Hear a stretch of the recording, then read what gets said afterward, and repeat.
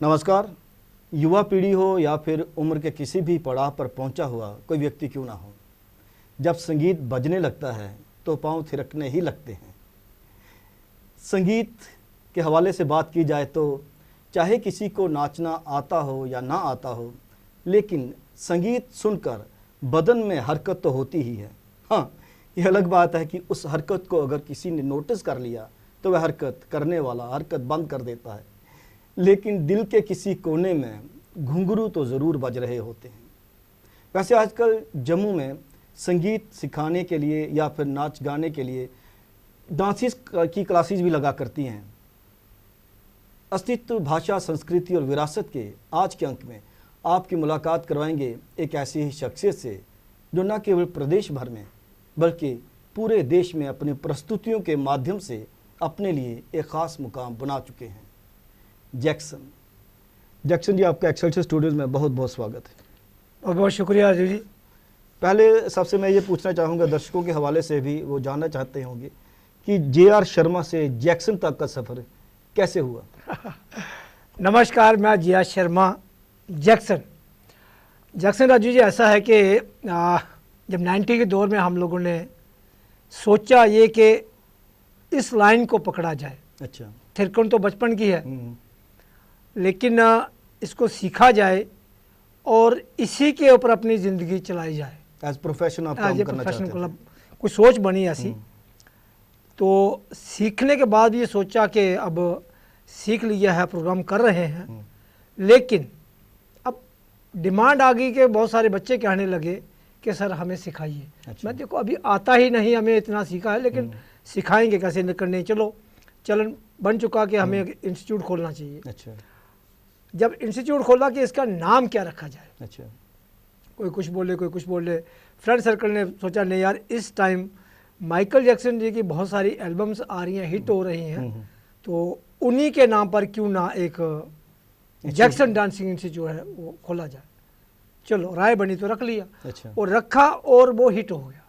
उसी से आपका भी नामकरण जैक्सन ही हो गया। हाँ, तो मैं जे.आर. शर्मा अपना नाम चल रहा है, लेकिन साथ साथ में जब हमारा दूरदर्शन खुला है 93 में, तो उन्हीं दिनों जब काम हमें मिलना शुरू हुआ तो मार्केट में जब ये हेड पहन के मैं निकलने लगा तो बस वो जे.आर. शर्मा को भूल के लोगों ने जैक्सन जो है वो टैग देना शुरू कर दिया। जैक्सन सर जा रहे हैं, जैक्सन सर। अब जैक्सन की तरह माइकल जैक्सन की तरह नाचते भी तो थे। बिल्कुल बिल्कुल। मून वॉक वगैरह सारा कुछ वो कंप्लीट वो अभी भी करते हैं। अच्छा। लेकिन वो उन्हीं के वो वही एक ऐसी छवि थी जिसने इस नाम को जो है दुनिया के सामने रखा और एक ऐसी पहचान दे दी कि नहीं, हम इसके लिए ही बने हैं।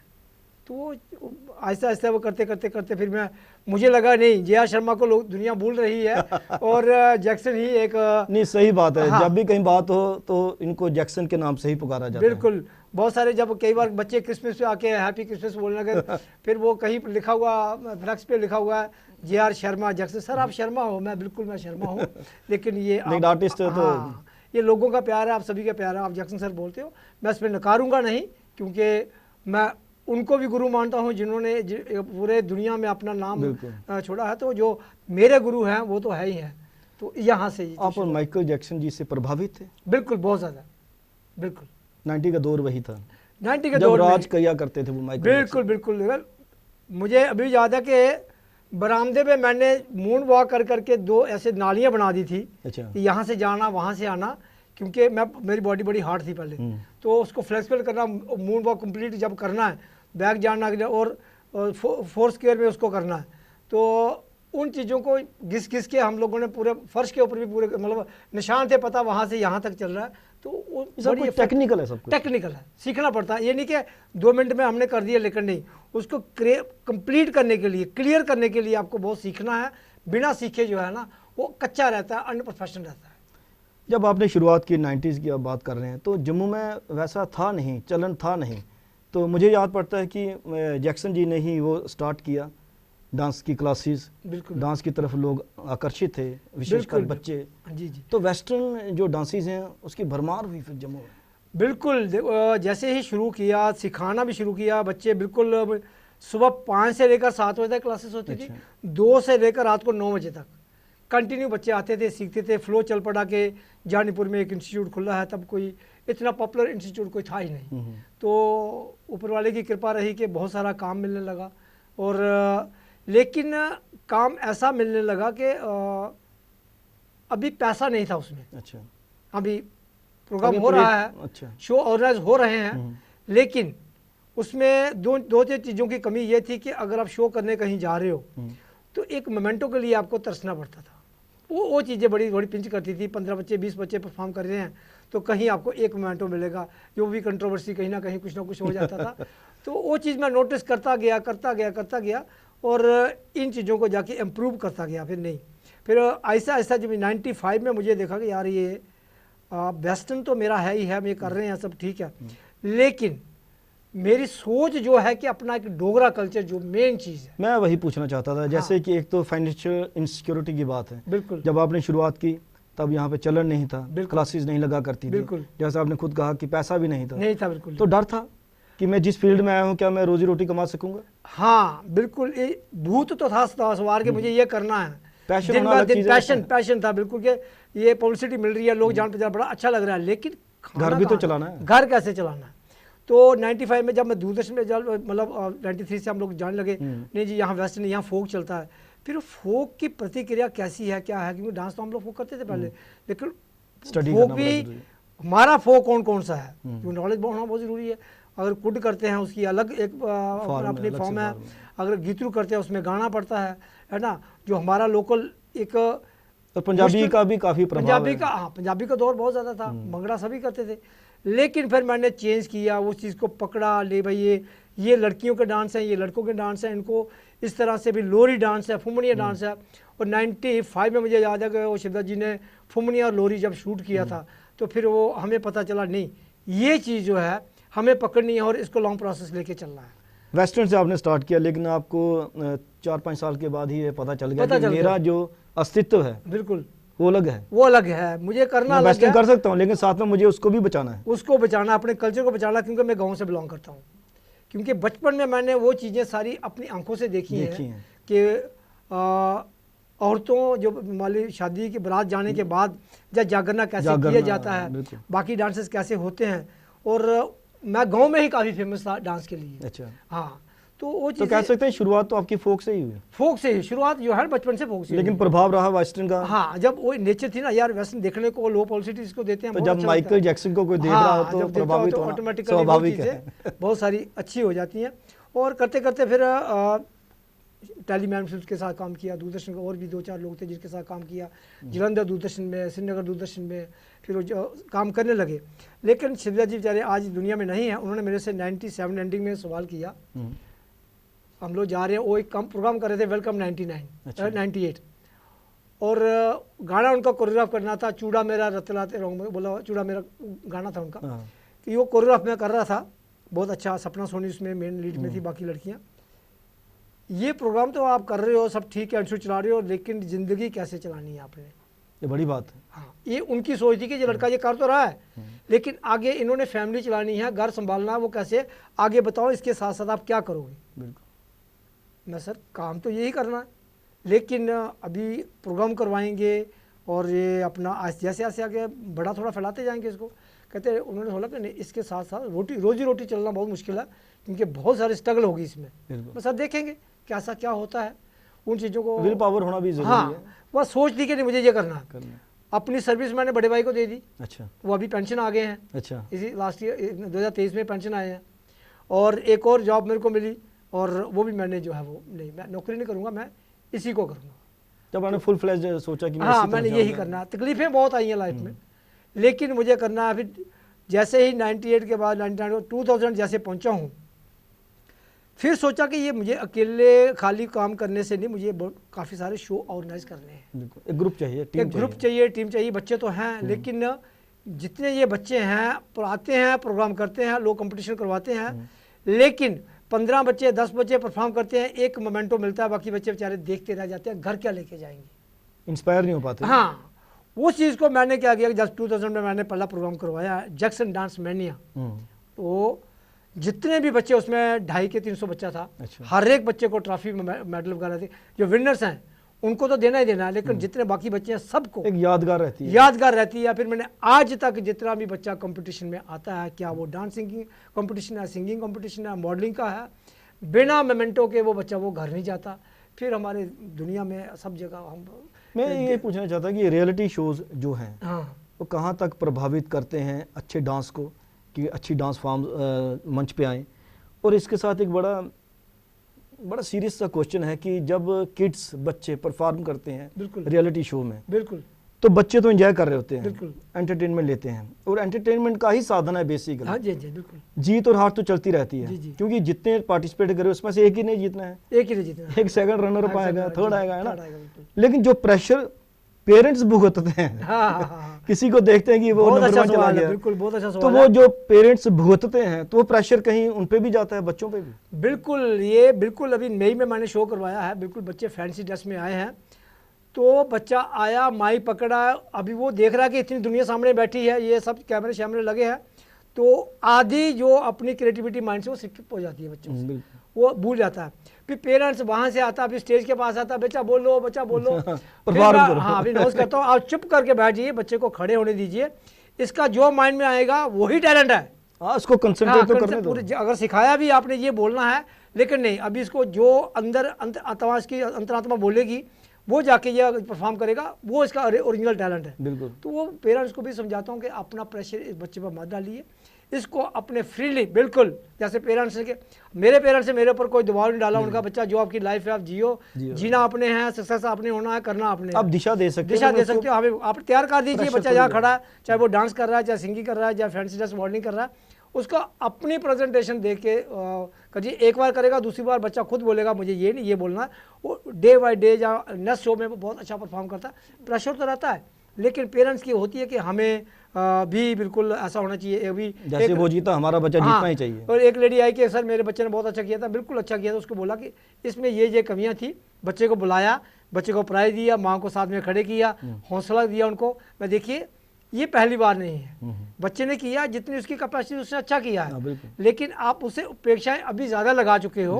ये अभी 5 किलो वजन उठा सकता, 10 नहीं उठा सकता, फिर वो सेटिस्फाई हो गए। तो मुझे लगता है ये एंटरटेनमेंट के जो साधन जैसे डांस हो गया, संगीत हो गया, एक्टिंग होगी, ये अपने आप को माइंड को डाइवर्ट करने के लिए बेसिकली, बिल्कुल अपना सुकून पाने के लिए, सुकून पाने के लिए। जिस बंदे के अंदर चाहे वो लिखता है, जैसे आप बहुत अच्छा लिखते हैं, गाता है, डांस करता है, कोई भी कला है आपकी, अगर कहीं आप प्रेशराइज है माइंड से, ऑटोमेटिकली आप अपनी उस चीज़ को पकड़ोगे, जितना प्रेशर है बिल्कुल आपका फिनिश हो जाएगा, आपका पूरा माइंड सेटअप अपने उस कला की तरफ लग जाएगा, आप सुकून की ज़िंदगी जीना शुरू कर देंगे। आप समझते हैं कि जो पेरेंट्स होते हैं, कभी कभार ऐसा होता है और अक्सर ऐसा होता है जी, कि जैसे अगर कोई पेरेंट एक्टर है जी, तो एक्टिंग में कमाल कर नहीं पाया, बिल्कुल, वजह कोई भी रही हो, जी, जी, घरेलू रही हो या टैलेंट में कमी रही हो, वो सोचता है कि मेरे जो स्वप्न हैं, मेरे जो सपने हैं, मेरा बच्चा साकार करे, वो कैसे हो सकता है? हाँ नहीं, वो चीज़ नहीं, देखिए वो शुरुआत में अपने पे कहते हैं ना, बच्चे आमतौर पर जब परफॉर्म करते हैं तो पेरेंट्स कहते हैं मेरा जो सपना है, मेरा जो ख्वाब है, मेरा बेटा मेरी बेटी पूरा करेगी।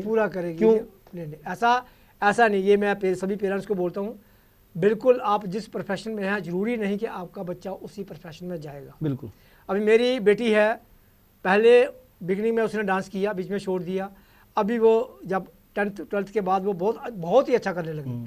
अब वो जो वो कोरियोग्राफी करती है वो मैं नहीं कर सकता, लेकिन अपनी मर्जी से कर रही है ना, आपका प्रेशर नहीं उस पे, अपना ना कोई प्रेशर नहीं, अपनी माइंड सेटअप से करती है और बहुत अच्छा करती है। बेटा है, वो कहता है मैं डांस नहीं करूंगा, लेकिन एक्टर है वो। क्रिएटिविटी दिल से होती है, दिल मान नहीं रहा तो कैसे करोगे? मैं जो आपका मन है, जो आपकी दिशा बनेगी आप वो करिए। मेरा करियर मेरे साथ है क्योंकि मैंने चुना है, आपका करियर आप चुनेंगे, उसमें कोई बच्चे को प्रेशर मत करिए। हाँ, उसको साझा कर सकते हो अपने बयान, हो सकता है बच्चा पलटे, सोचेंगे, प्रेरणा दे सकते हैं आप, प्रेरणा दे सकते हैं, प्रेरित कर सकते हैं, लेकिन प्रेशर मत डालिए, प्रेशर नहीं कर सकते कि आपको जीतना ही जीतना है। जी, वो तो बिल्कुल सही बात। और छोटे छोटे बच्चों पर तो वैसे भी देखो परफॉर्मेंस करते समय भी काफी प्रेशर रहता है। हाँ जी, तो आप उसको घर में भी प्रेशर करवाओ, तो नहीं, ऐसा कुछ नहीं होना चाहिए।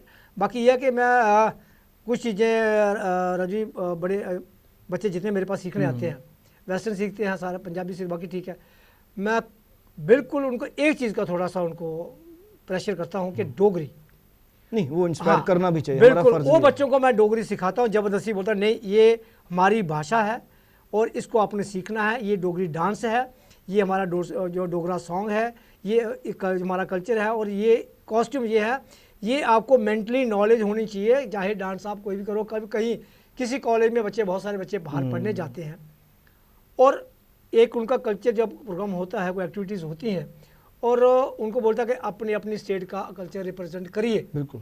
और 2 या 4 मिनट की उन्हें आइटम करनी होती है। बहुत सारे बच्चे मेरे पास वापस सीखने आते हैं, सर हमें पता नहीं है लेकिन इसके भी मार्क्स हैं और वो मार्क्स तो हैं, साथ हाँ, में एक रिप्रेजेंट कर रहे हैं बिल्कुल। और वो उन बच्चों को फिर मैं जो आते हैं मेरे पास सीखने, लड़कियां लड़के, बाकायदा डोगरी भाषा का कि ये हमारी ये बोल है और ये कॉस्ट्यूम है हमारा और ये डांस है, इस डांस का ये नाम है, इसका ये नाम है, वो बाकायदा उनको सीख के भी जाना चाहिए। ये इस चीज़ की ये सारा दायित्व बनता है पेरेंट्स का, घर में डोगरी बोले। बिल्कुल। सबसे बड़ी जो दिक्कत है, घर में पेरेंट्स जो है वो डोगरी नहीं बोलते। देखिए ये शो का फॉर्मेट हिंदी है, मैं तभी हिंदी में बात कर रहा हूँ। नहीं सही बात है, मैं भी आपसे शेयर करना चाहता था, ये फॉर्मेट है हिंदी तो इसलिए हिंदी में बात कर रहे हैं। आप डोगरी में देखते हैं लेकिन इसका फॉर्मेट हिंदी है, इसलिए मैं हिंदी में बात कर रहा हूँ। लेकिन अपनी भाषा, कोई भी भाषा हो, डोगरी हो, कश्मीरी हो, पहाड़ी हो, गोजरी हो, पंजाबी हो, अपनी मातृभाषा अपने बच्चों को जरूर सिखाइए, क्योंकि यहीं से हमारी पीढ़ी दर पीढ़ी जो है हमारी पहचान चलनी है। अगर हम आज छोड़ देंगे, हमारा जो है अस्तित्व जो है वो खत्म हो जाएगा। देखिए हमारे कार्यक्रम का नाम भी अस्तित्व है, भाषा के माध्यम से, बिल्कुल, संस्कृति के माध्यम से और विरासत तक हम पहुंचते हैं। जी जी। अच्छा, आपने आर्टिस्ट को प्रोजेक्ट करने के लिए नहीं होगा, उनको ऑनर करने के लिए, या कई छोटे जो अभी शुरुआत में जो आर्टिस्ट थे उनको भी आपने प्रमोट किया है। जी जी। उसके लिए एक आपने अवार्ड फंक्शन किया था, जी जी, डुग्गर स्टार अवार्ड्स। जी जी बिल्कुल। तो जम्मू में मुझे नहीं लगता इतना बड़ा आज तक फंक्शन हो पाया हो। हाँ राजी, देखो मैं फील करता था कि जब हम बैठे हैं स्टेज पर परफॉर्म करके आए हैं, कई बार प्राइज आता था, कई बार नहीं बच्चों का, तो वही मोमेंटों की बात आ गई। तो मेरे हर शो में 2-3-2-4 लोग मैं उनको ऑनर करता हूँ जी। अच्छा। मेरे में ये कभी नहीं आया कि ये मेरी फील्ड डांस लाइन का है, इसको ही करना, लेकिन नहीं, पूरी आर्टिस्ट कम्युनिटी, आर्टिस्ट, सिंगर है, एक्टर है, पेंटर है, कॉमेडियन है, सबको मैं कहीं ना कहीं हर एक बंदे को मैं ऑनर करता आया हूँ। देखिए भरत मुनि जी ने जो नाट्य शास्त्र लिखा उसमें तो उन्होंने विभाजित नहीं किया आर्ट को ना, उसमें संगीत भी है, सब कुछ नाटक भी है, बिल्कुल बिल्कुल, लेखन भी है, क्योंकि जो नाट्यशाली है ना उसमें तो बहुत सारे हैं ना। उसमें वो बंदा ये नहीं कह सकता मैं एक्टर हूँ, मैं एक्टर नहीं हूँ, क्योंकि एक्टर होगा तो भाव आएंगे। हाँ, ये चीज़ तभी डांस हो पाएगा। हाँ, बाकी अवार्ड शो की बात करिए, क्योंकि आफ्टर लॉकडाउन जो है वो, पहले हम अपने प्रोग्राम तो कर रहे थे, माइंड में सोच रहा था कि अभी ऐसा क्या किया जाए, अपनी इंडस्ट्री को क्या दिया जाए, क्योंकि जो सीनियर लोग हैं, जो फाइनेंशियली बहुत सारे साउंड लोग हैं और आर्ट्स लाइन से जुड़े हुए हैं, वो हमारी इंडस्ट्री को एक ऐसा पर्टिकुलरली कोई चीज़ नहीं दे रहे। उनकी सोच पता नहीं क्यों नहीं बन रही। अगर मैं शेयर करूंगा तो शायद पता नहीं वो मजाक ना लें, कुछ ऐसी चीज़ ना हो। फिर मैंने सोचा नहीं कि क्यों ना डुग्गर स्टार अवार्ड जो है वो एक माइंड सेटअप में आया, क्योंकि सोना मुड़ा सोनी कुड़ी, डुग्गर श्रृंगार 2003, क्योंकि डोगरी के साथ जितने शुरू मैं करवाते आया हूँ, क्योंकि अगर मिस्टर एंड मिस जान के भी करवाना हो भी डोगरी टाइटल के साथ करवाना है, जितने प्रोग्राम करवाने हैं डोगरा टाइटल उनके साथ जोड़ना है। और ये डुग्गर स्टार अवार्ड में जब माइंड में आया कि इसके ऊपर कि मैं क्या कर सकता हूँ, कितने लोगों को जो है मैं ऑनर कर सकता हूँ, एक पूरा मैंने प्रोफाइल तैयार किया और बजट बना के इसमें 4-5 लाख रुपया हमारा लगेगा अगर मैंने उस लेवल का मुझे ये शो करना है। तो मेरा कि मैं किन किन लोगों के साथ जुड़ूंगा, मिलूंगा, हेल्प होगी, गवर्नमेंट सपोर्ट करेगी नहीं करेगी तो बात की बातें हैं, लेकिन ये मुझे करना है। फिर मैंने अपनी एक फाइल जो तैयार की, मेरे शो के एडवाइज़र भी हैं पवन शर्मा जी, और तो मेरी सोसाइटी के एडवाइज़र हैं, क्योंकि अभी मैंने ऐड किया था उनको, मेरे दोस्त का भी था, सालों पुराने हैं और मेरे हर जो है शोज़ में आते रहते थे, मैं बुलाना, चलो यारी दोस्ती बड़ी अच्छी है। और यार ये मैं करवाना चाहता हूँ, इसमें आप मेरी क्या हेल्प कर सकते हो? कहते ठीक है चलो देखते हैं। और उन्होंने कहा मैंने भी एक अपना प्रोडक्शन उसका कार्ड बनाया है, तो इसको भी लॉन्च करते हैं, तो कुछ करते हैं इन कोलैबोरेशन विद प्रोडक्शन, कुछ करते हैं। मैं चलो ठीक है, माइंड बना, चलो ये कराते हैं, कोलैबोरेशन करके हम इसको कराते हैं। फिर हम लोग भाई स्पॉन्सर बहुत सारे चाहिए और स्पॉन्सर इकट्ठे किए। शो का लेवल ऐसा ऐसा कैसे कैसे कैसे बढ़ते बढ़ते किन किन लोगों को, सबसे बड़ी दिक्कत की बात ये किन किन लोगों को जो है वो हमने स्टेज पे लाना है। बिल्कुल। और कोई हालांकि पुराने बहुत सारे हैं, सभी को तो इकट्ठे कर नहीं सकते थे, पॉसिबल ही नहीं। हाँ, तो कुछ लोग जो है हम ये इन लोगों को अगर जोड़ेंगे हम तो ये ठीक है, इसमें से कोई ऐसी मिस्टेक नहीं होनी चाहिए। कुछ नए भी होने चाहिए। जो मेरे स्टूडेंट जो है वो बॉलीवुड में जाके काम कर रहे हैं, फैशन वर्ल्ड में जाके काम कर रहे हैं, यहाँ भी बहुत अच्छा नाम का है, उन लोगों को भी जरूरी है, उनको भी करना जरूरी है। वो एक लिस्ट हमने फाइनल की, कम से कम उनको 150 जो है वो आर्टिस्टों की लिस्ट वो पर ज़्यादा बनी, फिर वो काटी भी ऐसे ऐसे ऐसे। इनको इसमें प्रोड्यूसर भी हैं, इसमें डायरेक्टर भी हैं, इसमें फिल्मों वाले भी हैं, आर्ट्स के साथ आर्ट जितने भी जुड़े हैं उन सबको लिया और फिर वो हमने ये करवा। फिर गवर्नमेंट के पास गए, भाई हम ये करना चाहते हैं, खैर गवर्नमेंट की सपोर्ट जो है वो नहीं मिली, जो कि मिलनी चाहिए थी, क्योंकि हमें रिक्वेस्ट भी करी थी और कि हमें होना चाहिए, लेकिन खैर उनका अपना एक दायरा कुछ रहा होगा। मैं पीछे हटना नहीं है, अगर नई सपोर्ट होती हमने करवाना। लेकिन खुशी की बात यह है जिनकी 90+ एज है और आए, उन्होंने जब अवार्ड लिया है और मीडिया में जो इतना अच्छा जो बोल के गया है, मेरे लिए वो बहुत बड़ा अवार्ड है। इतना अवार्ड दे के गया वो लाइफ में मैं भूल नहीं सकता। तो भविष्य में भी ऐसे ही अवार्ड बिल्कुल, ये डुग्गल स्टार अवार्ड जो है रजिस्टर्ड है, ये दूसरा कोई नहीं करवा सकता, ये हम लोग जो है बिल्कुल हमारी सोसाइटी ही करवाएगी। और इसमें आगे हर साल ये होता रहेगा, लोग जुड़ते रहेंगे और बाकी और जितने भी शोज़ होते जाएं, ठीक है, लेकिन Duggal star award Dogra culture के लिए है, डोगरा आर्ट के लिए है, जितना भी हमारा डोगरा कम्युनिटी है ये उसके लिए है। क्योंकि ये जब तक जिंदा हों तब तक तो हम लोग करवाते रहेंगे, लेकिन लोग जुड़ते जाएं और हेल्प करते जाएं और अच्छे तरीके से हम लोग इसको और बड़े लेवल पे जाके कवर। और खुशी की बात कि शो करवाने के बाद मुझे दिल्ली के, बॉम्बे से जो हमारे डोगरे बाहर बैठे हैं उनके भी कॉल आ रहे हैं, तो बहुत बड़ी बात है। वो अभी भी मेरा एक आ रहा है, मतलब शो आ रहा है दूसरा, डुग्गर है बिग स्टार ऑफ जम्मू। अच्छा, उसमें डोगरी के भी होंगे, वेस्टर्न के भी हैं, मिक्स अप है सारा, डांस है, सिंगिंग है, मॉडलिंग है, हर चीज़ को बीच में लपेटा हुआ है और बढ़िया तरीके से वो लोग कर रहे हैं। और आगे भी हम लोग जो है इस चीज़ को आगे बढ़ावा देते रहेंगे। बाकी डोगरी फिल्में बन रही हैं, उनको भी कर रहे हैं। बिल्कुल बिल्कुल। और जैसे मैं ये पूछना चाहता था कि जैसे आपने तो डोगरी फिल्मों में भी या बाकी फिल्मों में भी और म्यूजिक वीडियोस में भी कोरियोग्राफी की है। जी जी। जो नए बच्चे हैं जो सीख रहे हैं अभी और कोरियोग्राफी की तरफ आना चाहते हैं, बिल्कुल, या इसको प्रोफेशन अपनाना चाहते हैं, बिल्कुल, उनको आप आखिर में क्या संदेश देना चाहेंगे?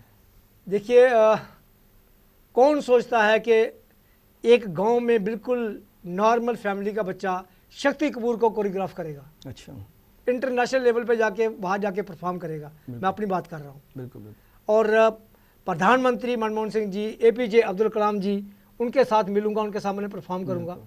ये सोच नहीं, आप पॉजिटिव सोचते हो, जब आप अच्छा सोचते हो, उनके लिए कैरियर अच्छा है, लेकिन दिक्कतें बहुत हैं। आप एक्चुअल स्टूडियोज़ में आपने ढेर सारी बातें की और दिक्कतें भी बताई और पॉजिटिव सोच रखने की भी बात कही। आपका बहुत बहुत शुक्रिया। बहुत बहुत शुक्रिया, thank you so much Rajiv ji. अस्तित्व के इस अंक में जैक्सन जी ने बेबाक होकर कहा कि फील्ड में दिक्कतें भी हैं, लेकिन पॉजिटिव सोच रखकर अगर काम किया जाए तो सफलता भी है। कैमरा पर्सन करण सिंह के साथ राजेश्वर सिंह राजू को अब दीजिए इजाज़त। नमस्कार।